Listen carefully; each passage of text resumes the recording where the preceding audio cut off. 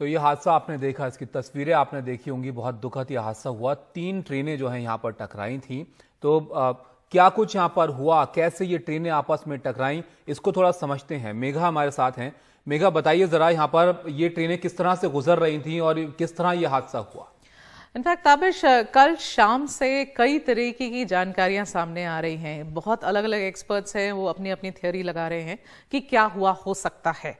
इसलिए आज रेलवे के कुछ आला अधिकारी, उन्होंने उनकी जो प्रारंभिक जांच हो रही है, उस जांच के बेसिस पर जो उन्हें समझ में आ रहा है, उनके हिसाब से उन्होंने कुछ जानकारियां साझा करी और उस जानकारी के बेसिस पर हमने एक छोटी सी एनिमेशन बनाई है जिससे आपको ये समझाया जाए कि हुआ क्या। अब आप यहाँ देखिए, ये कोरोमंडल एक्सप्रेस अपनी पूरी स्पीड 125 किलोमीटर प्रति घंटे के स्पीड से दौड़ रही है। आपको यहां यह मार्क करना है कि कोरोमंडल एक्सप्रेस के बाएं हाथ और दाहिने हाथ दोनों साइड में एक और ट्रैक है। एक ट्रैक इस तरफ है, एक तरफ दूसरी तरफ यहां पर भी एक और ट्रैक है। बीच वाली ट्रैक में, जिसको रेलवे के अधिकारी अप लाइन कहते हैं, इस लाइन पर दौड़ रही है कोरोमंडल एक्सप्रेस। ये मद्रास की तरफ जा रही है 125 किलोमीटर प्रति घंटे की स्पीड पर। तो इसकी स्पीड भी काफी है। रेलवे के अधिकारी ये बता रहे हैं कि हरी जो झंडी, इनको हरी सिग्नल जो थी वो दे दी गई थी इस एरिया में, और इसलिए ये अपनी फुल स्पीड पे चल रही है। अब आगे जब ये ट्रेन चलती है, हम इसे चला सकते हैं, तो आप देखिए इस तरफ अब हम रुकेंगे। यहां पर आप देखेंगे कि on the right hand side, यहां पर दाहिने साइड पर हावड़ा एक्सप्रेस है। ये हावड़ा एक्सप्रेस जो है वो हावड़ा की तरफ जा रही है। ये भी ट्रेन अपनी फुल स्पीड पे चल रही है। अब ये एनिमेशन आगे बढ़ता है अभी, तो आप देखेंगे किस तरीके से एक दूसरे को क्रॉस कर रही है। बस यहां रुकना है।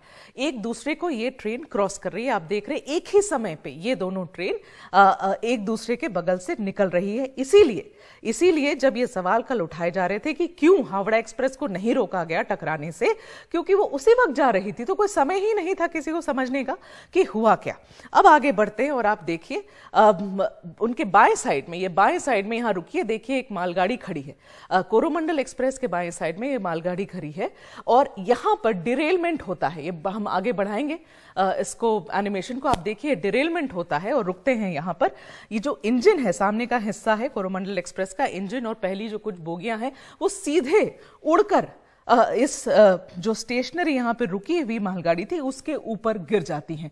इंपैक्ट बहुत जोरदार है। इन सारी बोगियों में, इंजन में, इन बोगियों में बहुत बुरी तरीके से असर हुआ है। और जो पिछला हिस्सा है कोरोमंडल एक्सप्रेस का, वो किससे टकराता है? वो हावड़ा एक्सप्रेस की पिछली 2 बोगीज, जो लास्ट 2 बोगीज हैं, हम ये आगे चलाएंगे एनिमेशन। आप देखिए लास्ट 2 बोगी से ये टकरा जाती हैं। तो हुआ क्या?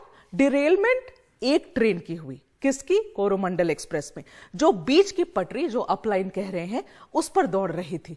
पर इंपैक्ट कैसे हुआ? इंपैक्ट में 2 और ट्रेनें उसमें इस तरीके से इन्वॉल्व हो गई, जैसे लगा कि डिरेलमेंट वहां बाकी तीनों की हो गई थी। कल शुरू में ऐसा लगा जैसे 3 ट्रेन आपस में लड़ गई हैं और शायद इसलिए ऐसा हुआ है, मगर हुआ वो नहीं। हुआ ये है कि डिरेलमेंट एक ट्रेन की हुई जो बीच की पटरी पे चल रही थी, और जो बाकी एक तरफ स्टेशनरी गुड्स ट्रेन खड़ी थी और दूसरी तरफ हावड़ा एक्सप्रेस आ रही थी। जो डिरेलमेंट कोरोमंडल की हुई, वो दोनों तरफ उनकी बोगियां उड़ी और इंपैक्ट 2 और गाड़ियों में हुआ। तो 3 ट्रेन इस तरीके से इस बड़े हादसे में इन्वॉल्व हो गई।